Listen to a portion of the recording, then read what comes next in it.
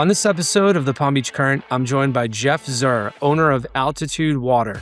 Jeff helps us get ready for hurricane season and how he and his company can create water from Hawaii to Africa and even here in South Florida. I'd like to welcome everybody to the latest edition of the Palm Beach Current. I am joined today by Jeff Szur. Jeff, welcome to the show. Thank you very much for having me. I really appreciate it.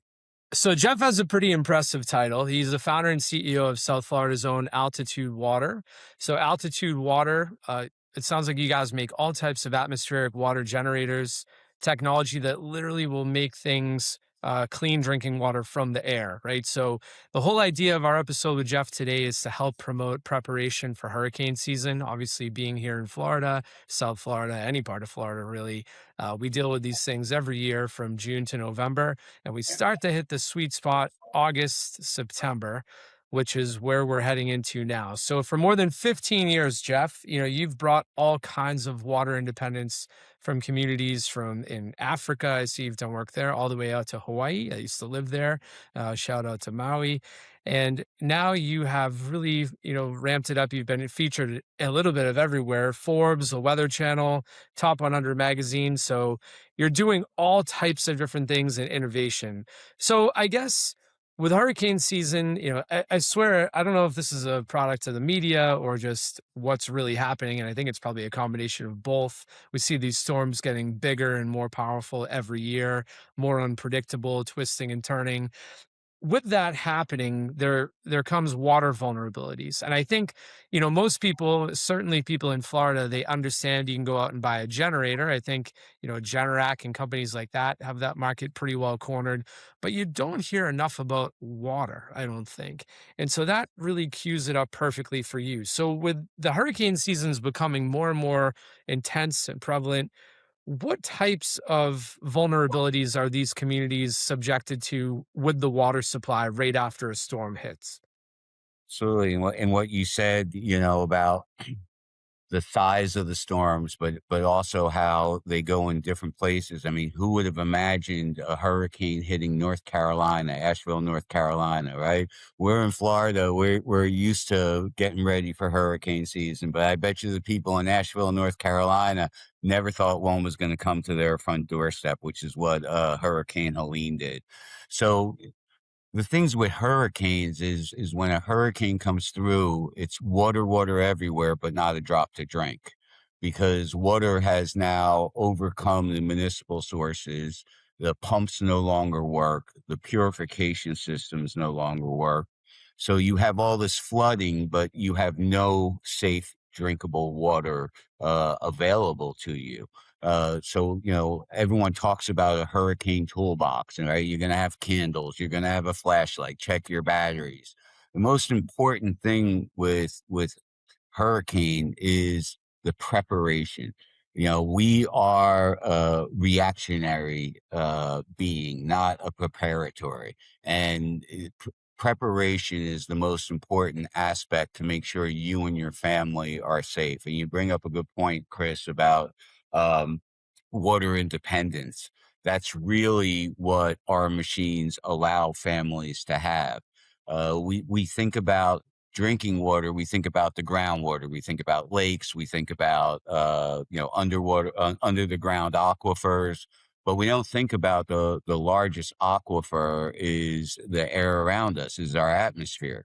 The U.S. Geological Society says that there's 3.8 quadrillion gallons of water in our atmosphere. That's the only number I know that's larger than our national debt. So it's a it's a pretty large number, right? I don't even know how many zeros that is. I mean, bonus points to you if you can I nail the believe number. it's 37. I believe Wow. it's Okay. 37. So, what's interesting, and it's something that I always say, is Mother Nature does things right. It's us humans that mess it up. And what we're doing is we're tapping into that earth science water cycle that we learned in 7th grade, right? Evaporation, precipitation, condensation.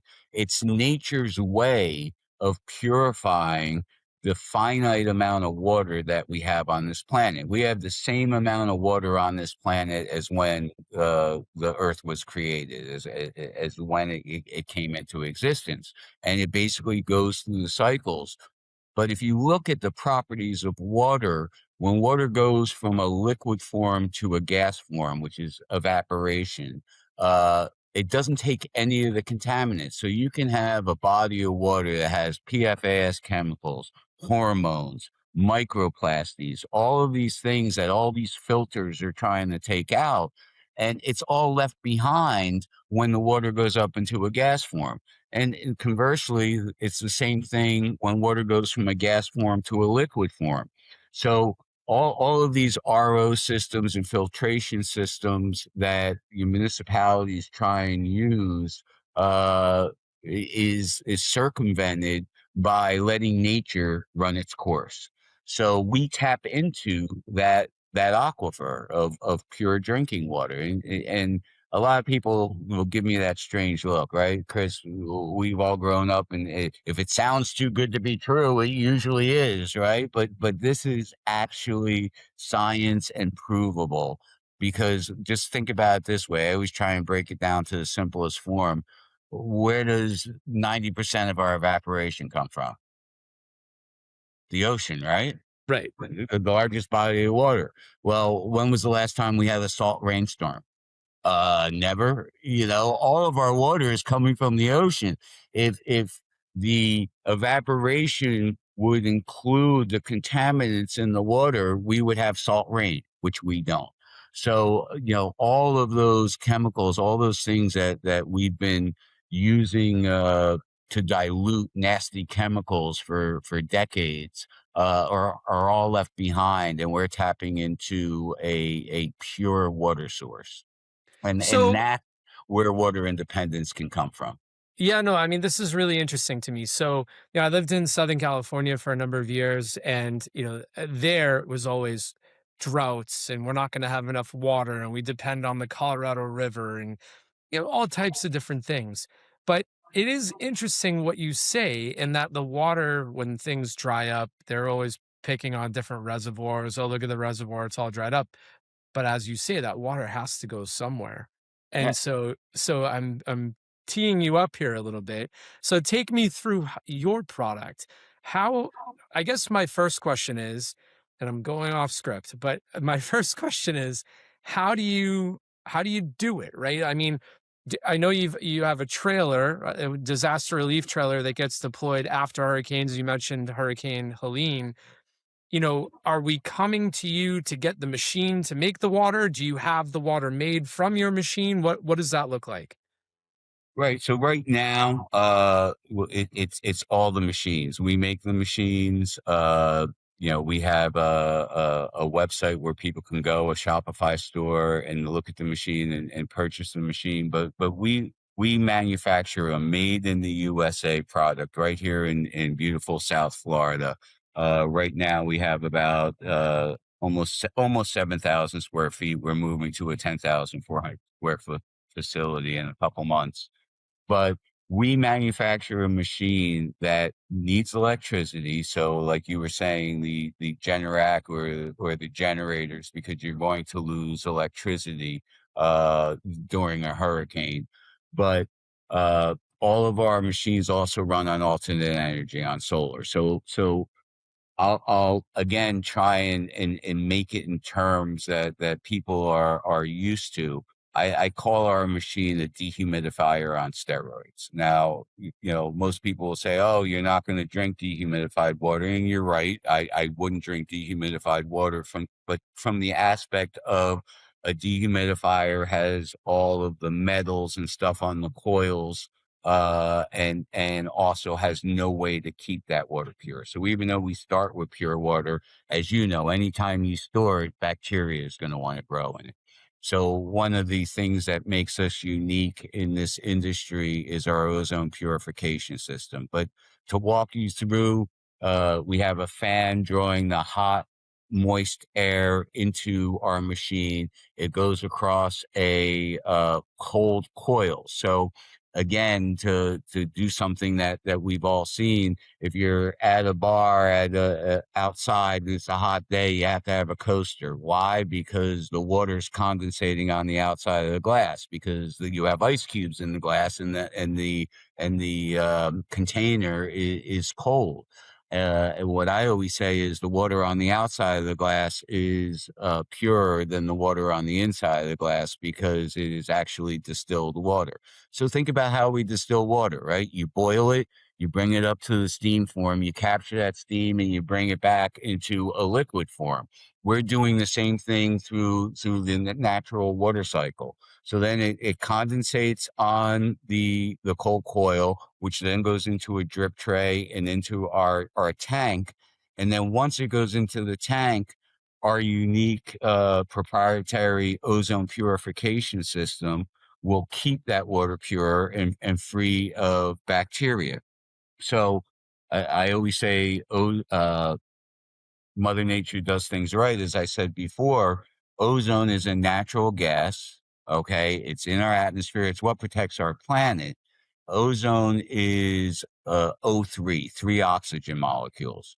What makes ozone such a powerful water purifier? It's 35 times more powerful of a water purifier than chlorine, and it's not a chemical, and it's natural.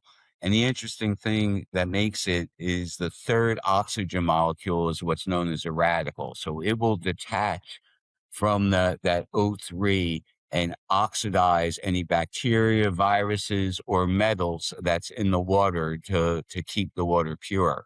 And the beautiful thing about it is then it reverts back into oxygen.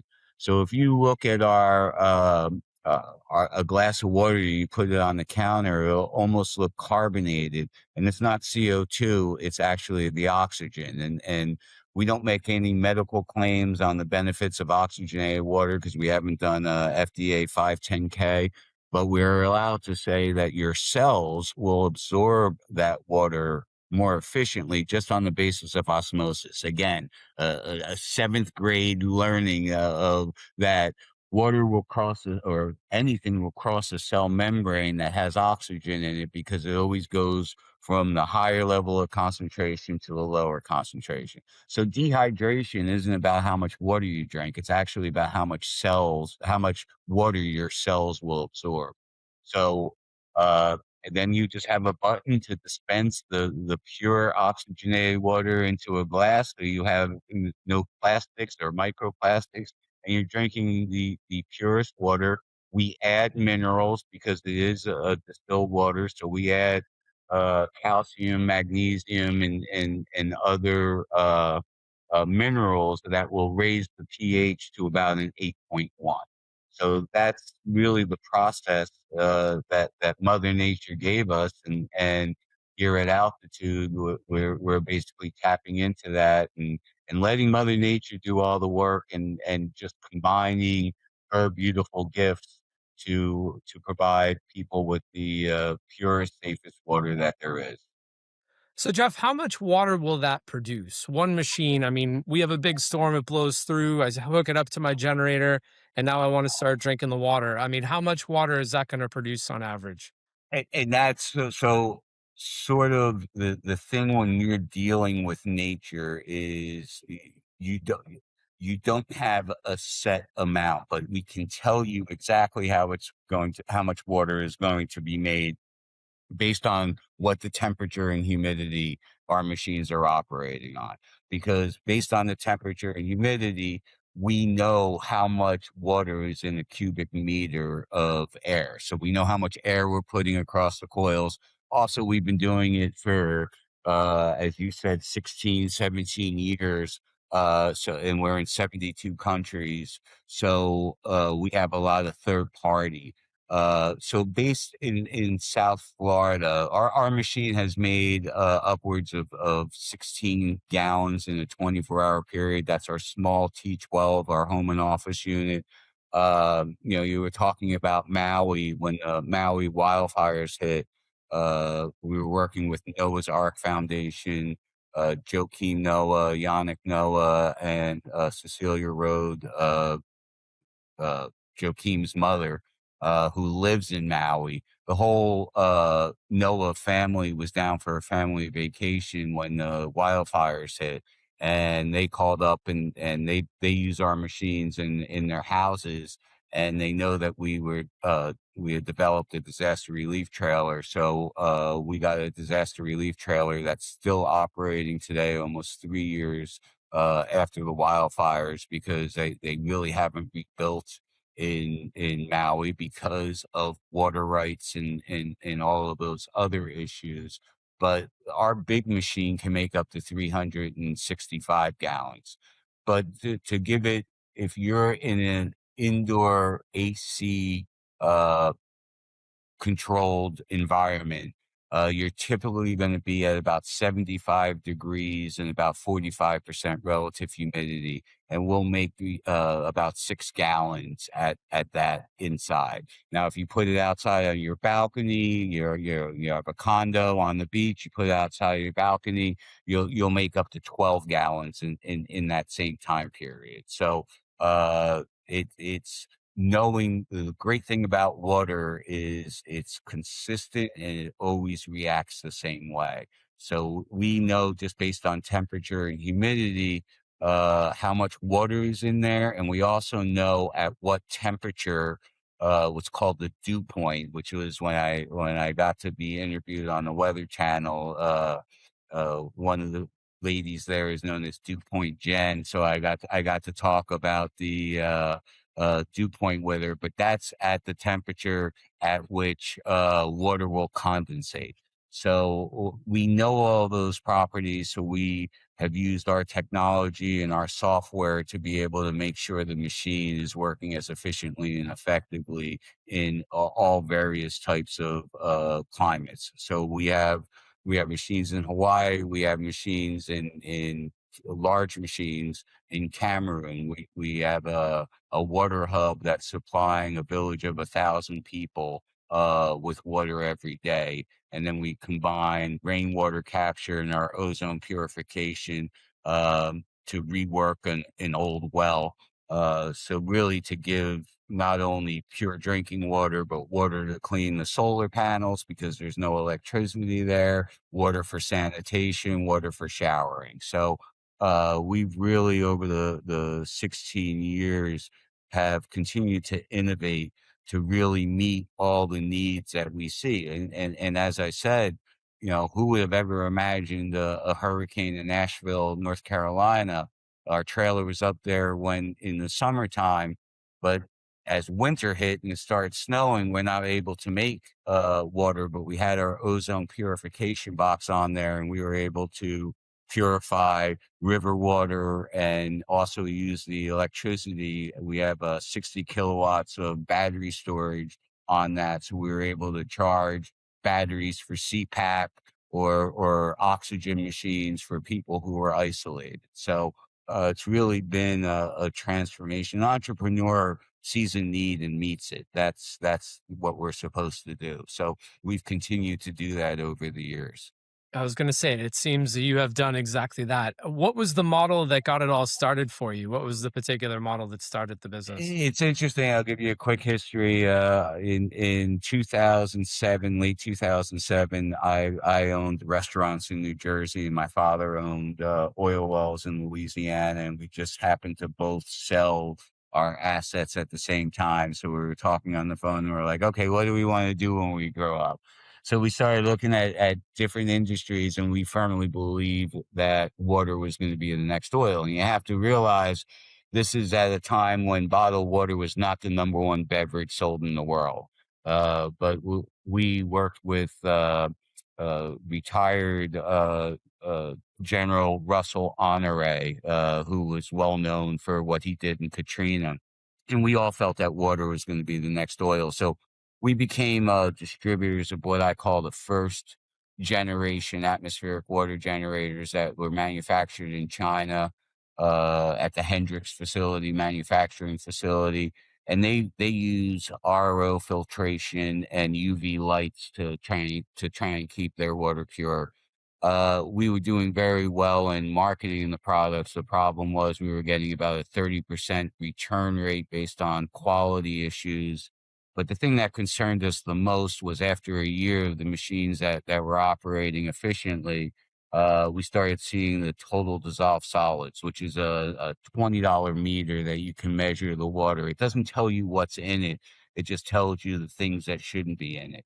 And what started at about 36 parts per million by the end of the year was going up to 200, 250. And we're like, how is this happening? We're starting with pure water. There should be no way that is occurring. And what we did is we isolated it down to the tubing. So even when the water goes through the filters, even if the filters and the UV lights are doing great and killing all the bacteria that's in the water from it being stored, it's going into a tube on the other end that's been growing biofilm for a year. So all that bacteria is being picked up again. And we're like, well, that doesn't make much sense. You know, we just tapped the atmosphere for the purest water, and now it's being contaminated. It was at that time we looked into the ozone, and it was about 2008 when the economic downturn happened, and China was flooding the market for residential air conditioners because they had to keep their people working, and we found a air conditioning manufacturer in Trinidad. So I actually lived in Trinidad for a year. They shut down their residential line because they couldn't compete with China, and they gave it to us to use to see about this new technology. And so our first units was now our T12 and our T100. And from there, we wanted to bring the manufacturing back to the U.S. for quality control. You know, I've spent a decade fighting at the offshoring. Everyone was telling me I got to offshore. I've got to offshore. The facility where we're at is a tax-free zone, and they're like, "Why aren't you doing this?" Because I want to create jobs in the United States. You know, we become a banking and a real estate GDP, and we don't make anything anymore. And you know, you see that now, but that was something that my father and I believed over a decade ago. And yes, you have to look at price versus value, right? You know, something may be cheaper, but if it lasts 2 years and becomes a paperweight, if you pay a little bit more and it lasts 10 years, you're getting a whole much more value, which, you know, is still an education process because people are used to buying things, a bottle of water or spending $1,900 on a machine. But what value do you have if that machine breaks down in 2 years? It's so true. I mean, everybody has planned obsolescence in their head now, and they expect when something's going to break. It becomes an expectation, and you say, I'm going to go buy something new. And businesses have latched onto that idea to say, well, I know this person is going to buy X product, and then they're going to replace it in 3 years. So we'll just build it to that spec, right? So I think that's admirable on two fronts. One, you're building a quality product, and two, making things in America, which always gives you a warm and fuzzy anyway to know that something is locally made and you're supporting local jobs. So appreciate you doing that, Jeff. You The only even way to work, overcome a recession is job creation, right? Is put people to work and get the cash flowing, and you know that's you, you go through life. You wanna leave a mark. So it's more than just dollars and cents at times. right? And the wheels are turning for me here. So solar power, I'm just thinking worst case scenario. Maybe you have a solar setup. You guys, you integrate with solar power as well? We sure do, and we're working with a couple of U.S. manufacturers, solar generators. We had some partnerships that work out okay, but we think we can do better. We just innovated a new disaster relief trailer where instead of the trailer and the solar panels are fold down into the trailer. So when it gets to the location, they all come up, and we're working with a great partner in Power Star out in California, again, a made in the USA product, and just had all of our testing done on it to great results. Because also the one of the things with our uh, previous disaster relief trailer is we have the whole trailer specced out with panels, but in order to generate 12 kilowatts of electricity an hour to not only run our machines, but to have 60 kilowatts of battery storage and use electricity for other needs in a disaster situation, we had to put about 12 ground panels on the ground. And you know, nonprofits who work in the disaster, like Samaritan's Purse and Global Empowerment Mission, which is, they're incredible. It's no longer FEMA. It's the people and the nonprofits that FEMA is really just a check writing paperwork asset of our government. We really need to rely on ourselves and come together as a community. I'll get up on my soapbox and start preaching about that, but uh, they didn't want panels on the ground because you're dispensing water, and they didn't want panels on the ground. So that again, see a need and find a solution. So we just completed the testing and uh, give you a preview to a press release that will be coming out regarding this new disaster relief trailer. You're the first one to get it, so you'll be breaking that news. But it really is important, to use. And again, we talk about this beautiful planet. Well, when we can have batteries and no exhaust and no CO2 going in because you're not using a diesel or a propane generator, you're really meeting the need and doing things that are going to help protect our planet, because we don't keep the planet.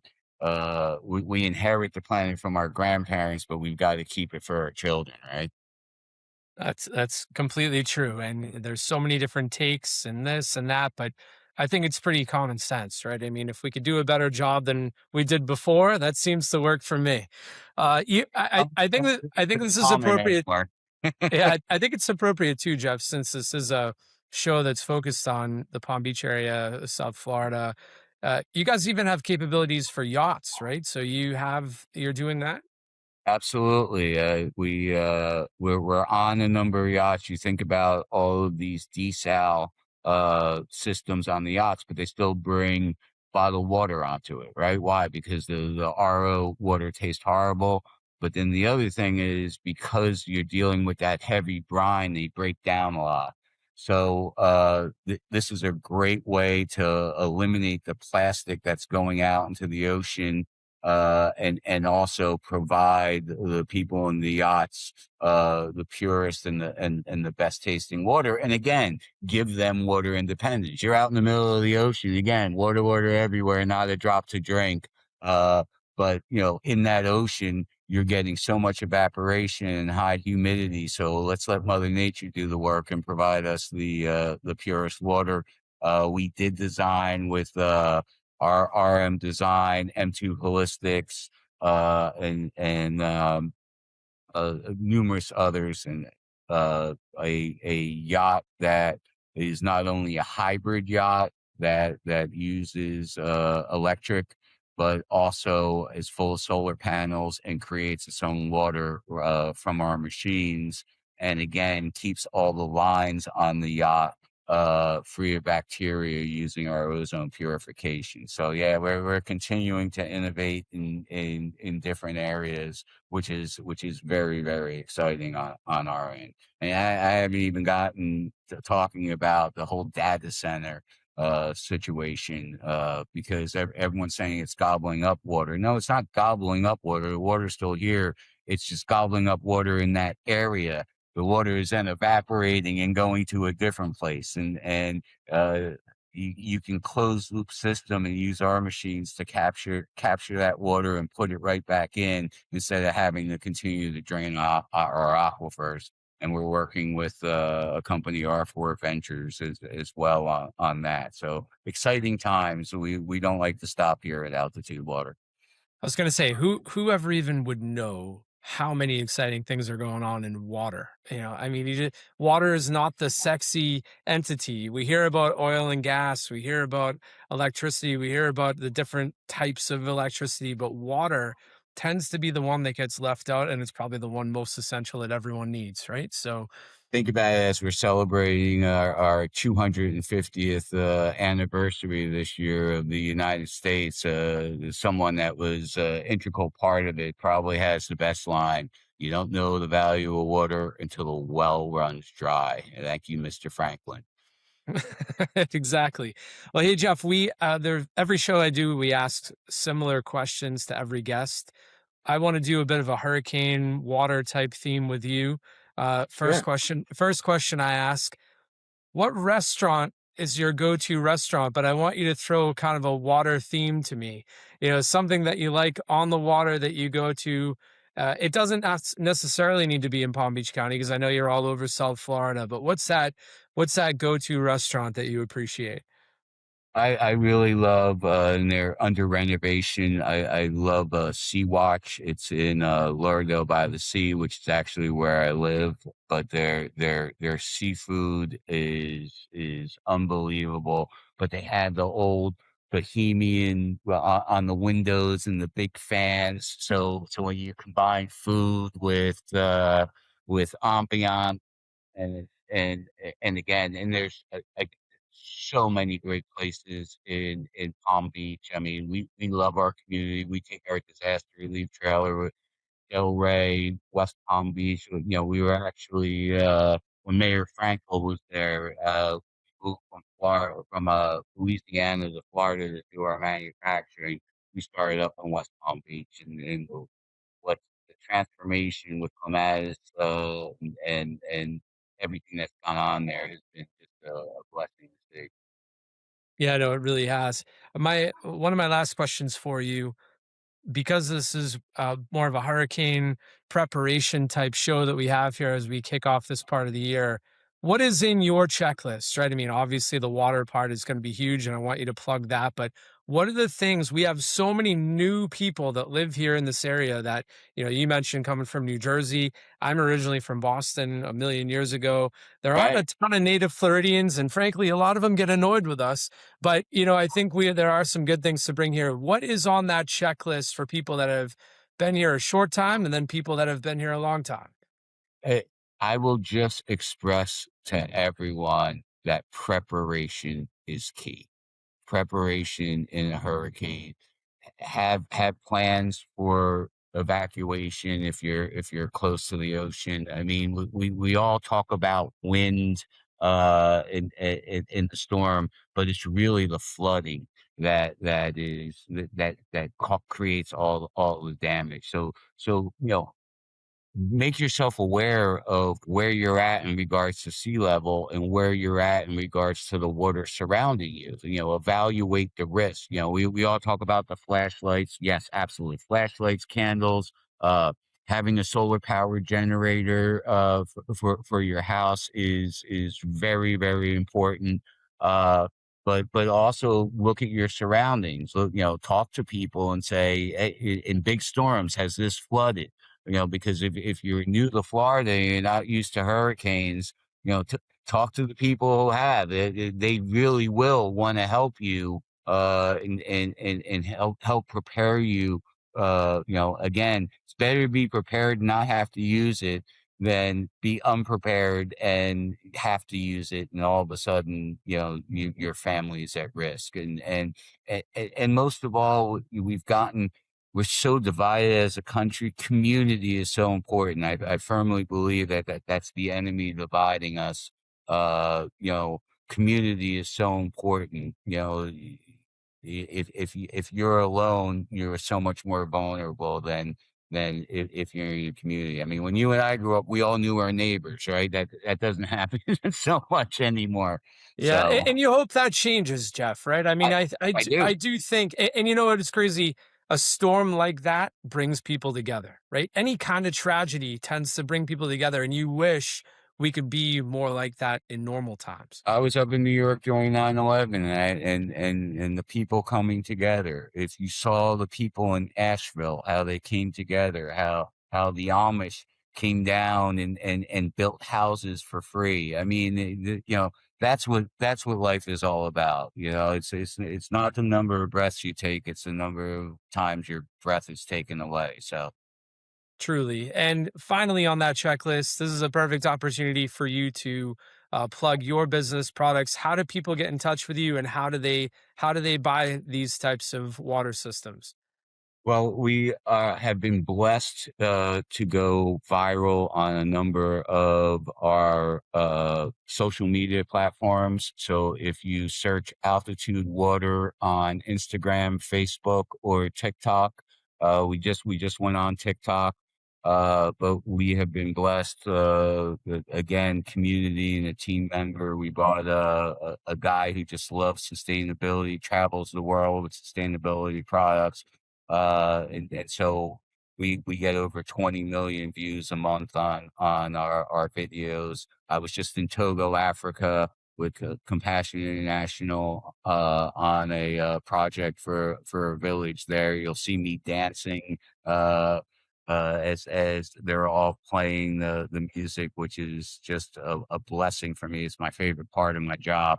Uh, but also, we have a full Shopify store on our website. Our website is altitudewaterusa.com. You also see the altdwater.com. It will redirect you. We wanted to really showcase that we are a made in the USA product. So altitude, altitudewaterusa.com. Again, you'll see a lot of our technology. You'll see a lot of our videos, our blogs. We really believe in education being the key to help people through disasters. We'll get back to you if you have questions, and you can buy right online, or you can call the number. One of our great customer service reps will answer any of your questions, let you know based upon your zip code how much water our machines will make. And really, we love talking to our community and the people interested in securing water independence for their family. Well, Jeff, I've really enjoyed talking to you today. You're one of those rare business owners that not only do you get to be in business to generate money, but you get to make a difference. And you truly do, right? I mean, the types of work that you've done in Maui, across Africa, here in South Florida, you're one of the guys that runs towards the storm after it's over rather than the people that are evacuating. So we appreciate you. We appreciate everything your business does. And we will do our best to try to promote what you do to our community here at the Palm Beach Current. Oh, I want to thank you for giving people the opportunity to educate, the community around you as to what's available. You do so many different topics, and that is so important, right? In this information age, that you're giving a platform to people to be able to express what is out there and how people can protect their family, or all the different things that you do. So I really appreciate you having me on your podcast, and allowing me the opportunity to discuss water, one of my favorite. And you talked about money, just one thing. We are a for-profit company. I have to do well to do good. I can't just do good all the time. So, but one of the commitments that we make is that we reinvested in our community, and we're part with a whole bunch of incredible nonprofits that just do yeoman's work, and it's all about the phrase teamwork makes the dream work. So I know I speak a lot, and I went over, so I really appreciate you giving me the opportunity to do that.